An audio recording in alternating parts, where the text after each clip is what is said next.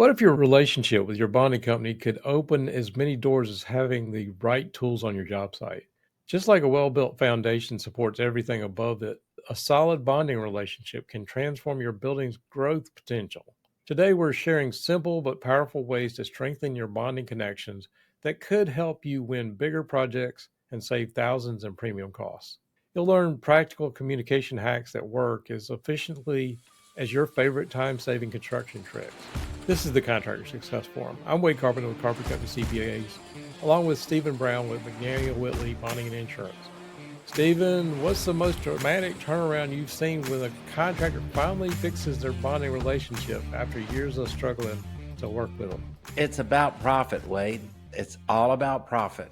It's about being in the position to take advantage of certain jobs and situations that are absolutely perfect for you. When you talk about the perfect storm, it's when you need a bond that you can't get.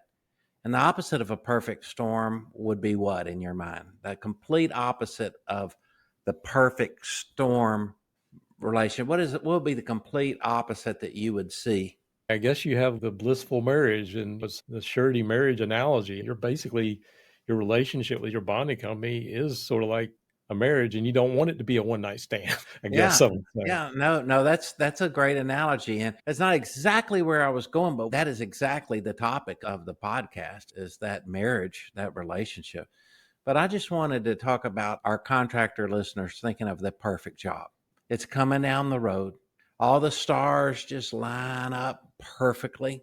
Everything from the subs you need to the materials that you have stockpiled for this project to the time frame, to the location, to the profit margins that you can make with your understanding of what your competitors are doing. This is your job. You want it, you can taste it, you can smell it, it is yours. And it requires a bond. What a headache. What a nightmare. Well, it certainly is if you're new to surety bonding, but it doesn't have to be. And that is the whole point of this podcast. Right. Well, I guess I would say it's just thinking about like the one night stand. I've seen some contractors treat it like speed dating. It's like, who's going to give Mhm. me the bond? It's just Yeah. really sad to see. And when people really will put a little bit of effort into the relationship, I think what you want to go into today is talking about how you can improve that relationship.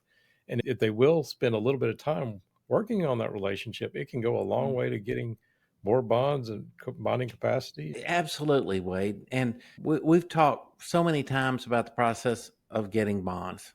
I think it's more important right now to think about what do the bond underwriters think about when they're approving bonds for you? What do they want to know? There's a tried and true financial analysis that affects it. And there's also the character and the capacity of you as a contractor to do the work and how they understand your ability to do this project that you want to bond is that they don't know. Okay. Bond underwriters are not contractors. You have to tell us exactly what you're doing and how you're going to do it. I think any bond agent or underwriter that pretends to do what you do for a living is not a good one.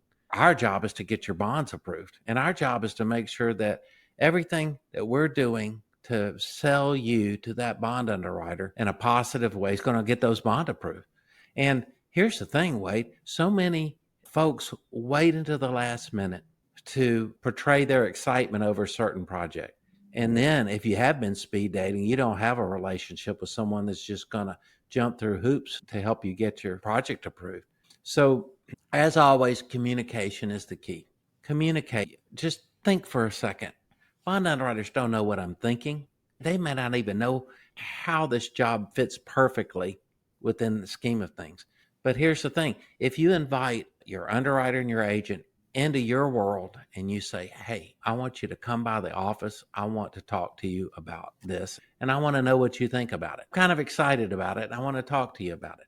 That's worth its weight in gold because here you are able to get your team on board. And a lot of times, Wade, I see contractors thinking of their surety as not a team, but a necessary evil. And that's just not the right way to look at it. Yeah, that sort of goes to where I was actually going to go with this. Too many people, a lot of times they think their bond agent is in their corner, but their underwriter, that's sort of like contentious relationship. And But you think about your underwriters, somebody that has like financial x-ray vision. You wouldn't lie to your doctor about a pain in your chest because they're going to find it in examination anyway. But if you're hiding your financial problems, it only postpones the inevitable. And it just sometimes makes the treatment more painful. Right. And if your attitude is just not to be transparent in a surety relationship, then expect to bounce around. Expect to have less than the kind of partnership that you need. Just expect that. You got to be transparent and just like analyzing and understanding your financial information and what it means to the health of your company. It's equally important for a surety company to understand who's running the projects, exactly when will it start, how long will it take, what kind of liquidated damages are involved. Are you worried about materials and the pricing? Are you worried about the weather? All these things that generally you worry about, and you say, well, this is not something my surety company needs to know. They just need to know that I know. Take a few minutes. I've been begging our listeners to stop what you're doing and plan job site visits with your agent and your underwriter. They love it, and you got a project that you're proud of. It is worth its weight in gold to establish those relationships. Absolutely. And I guess I would say too, you think about it like having GPS on the job site, your project management system, your costing system, that kind of stuff. And if you can show them that you're on top of that and that you know where you are, you can demonstrate like on the job site, like you were talking about. These surety companies hate surprises, just the way you hate the GPS saying, okay, well, turn around now. Mhm. You don't want to go 10 miles out of your way and then it says, okay, all of a sudden, let's turn around. Right. Well, navigating where you're going with your relationship and giving them a clear path to understanding how your job's going to get done. I think that can go a long way to getting your bonds approved, right? It does. Wade, you're so right about that. It's everything to getting your bonds approved, but it's also to keep things going smoothly and to be able to jump on things quickly that need to be handled. Think all the time about how we as people do business with people that we like. We do business with people that we trust, and it's the same in the surety industry. But here's the thing I think a lot of our listeners don't seem to understand. The right bonding company and underwriters and home office support system and their legal department are worth their weight in gold to you as a resource of information, of advice. And if you don't ask for it, you don't get it. It's the same thing I tell our contractors about loss control and safety. You want an insurance company with a great safety loss control support section. That's what keeps your claims down. And there's so many resources they are desperate to give you if you just ask for it. Same with bonding. Yeah. Along the same lines, the GPS that I was talking about, we don't want to say we've been driving in the wrong direction for hours. What I would say is, yeah, if you need the help, they're there to help you. And I think communicating regular updates like a GPS system, okay, well, you made your wrong turn, or here you need to turn here. Regularly updating the surety the same kind of way. It's, hey, if we can really get in there and let them know what's going on, they're going to have a lot better level of trust. You Mm-hmm. think that's right? I think that's just dead on. I heard someone say the other day that when Tesla upgrades their software for their ability for their vehicles to be self driving, when they update their software, it's not 10% better, it's 10 times better than it was before. And you need to upgrade your relationship with your surety company. And it takes a little bit of work, but it's so rewarding. And it's lifetime friendships. How many times are you, as a construction company owner, feel like a lone wolf out there? And then you have partners. You have partners that care about how you're doing and have good advice for you to keep you from making crazy mistakes. It's why we do the podcast. We do it because it's so important from your standpoint for contractors to understand that you can engineer profit backwards. And I do it from my standpoint as a surety bond agent to make sure that these frustrations over bonding can go away. You don't have to live with them. You don't have to hate the situation. If you embrace it, it's amazing what good things will happen. I know you're the one dealing with contractors every day, but I've sort of also deal with the bond agents, and I've seen some of these things that are happening. And from my perspective, I think those that want to have a good relationship, that it's a long-term thing. So say you're trying to go on a diet or whatever, you're trying to all of a sudden dress up your financial statement so that you can get a huge bond. You got a big job out there. So you go on this crash diet and it's unhealthy and it never lasts, and things can go wrong very quickly when you do these crash diets. But when you start changing your habits, your daily habits, maybe build some strength or eating well or whatever, it's the same kind of thing. These contractors, if they will start putting these things in place and get a very disciplined structure, get your financial house in order is one thing I say all the time. Making sure you have that relationship with the agent as well as the underwriters and getting to know them. It doesn't happen overnight, but when we build it over long term, that's when they will come through for you. That's what I see, is that Mhm. they will come through for you when you got a proven track record and you're not swapping bond agents every other year. Yeah, people that hate bankers and they hate surety relationships, they just don't seem to get that, Wade. They say, I just hate the whole relationship. They don't see what power is involved with trust and friendships in the financial world and in the surety bonding and in the banking business. When your back's against the wall and you've got a temporary setback and you're doing everything that you can do to run your business and manage your business prudently, then these relationships come in handy when you have problems. And when I talk about problems, I could tell stories about problems occurring with the best contractors that are doing everything they need to have a good relationship in place and to run their company properly, things that come up. And it's literally why we do this podcast, Wade, to make our listeners aware of these things that come up. In my business, it happens all the time. We do not want it to happen to any of our customers. We want it to be smooth, we want it to be open, and we want you to enjoy and appreciate what relationships can do for your surety bonding program. Well, I guess I think about it more like, okay, well, you're running a three-legged race and you're tied to your surety company, your bond agent. You can't really get where you want to go if only one of you is pulling one side and the other, and you're golf going in a different direction. So clearly, you're going to trip up if you're not working with these people in lockstep with them. So that's where I see that, really need to focus on how you're building this relationship and what it takes. What would you say that a contractor should do if they don't have a relationship now? What would you recommend they do? To start having a relationship, are you doing enough bonding activity that you consider your business important to the surety company that are approving your bonds? And if so, have you met them? Have you developed a relationship with that particular company, not just your bond agent? That's worth its weight in gold. You were talking about speed dating versus a long term marriage that works, that's happy, that's successful. That's what we're all shooting for here. And a good marriage doesn't come through magic. It's hard work, and it's building up a strong foundation and trust. Oh, trust is the key thing. Good, strong marriage. And it's always something you can work on. And it's the same with surety bonding. The key relationships are everything.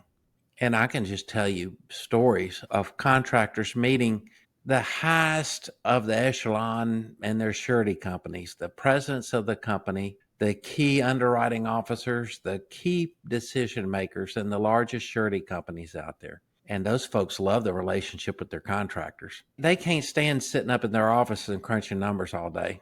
They want Yeah. to be out there being part of the project.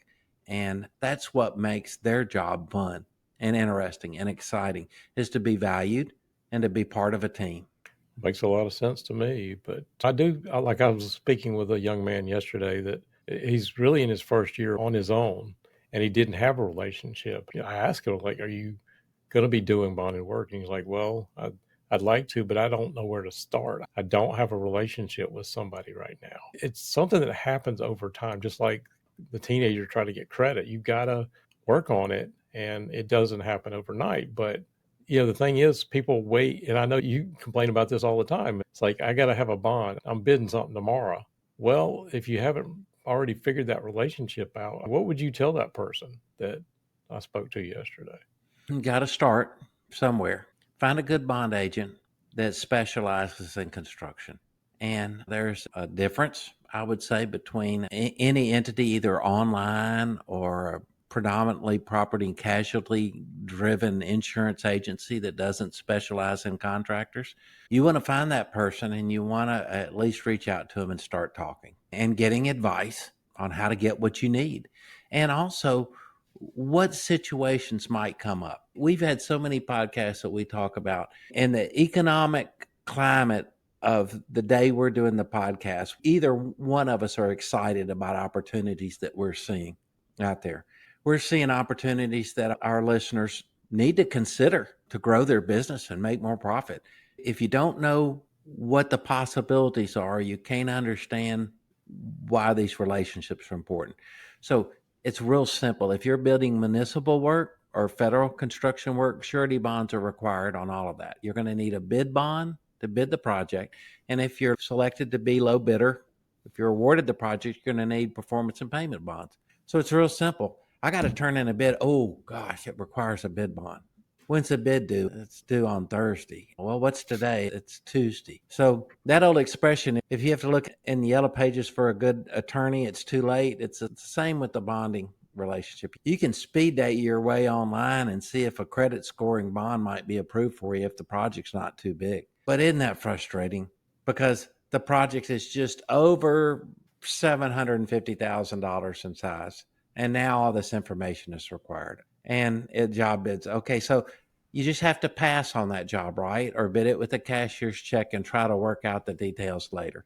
Is that what you want? If you've gone through that once or twice, you don't ever go through it again. So I guess that's a learning curve. Absolutely. And I guess I would say can't use names or whatever, but if you go to try to find a bond at the local insurance shop where you got your homeowner's insurance or your personal auto insurance, that's probably the wrong place to go.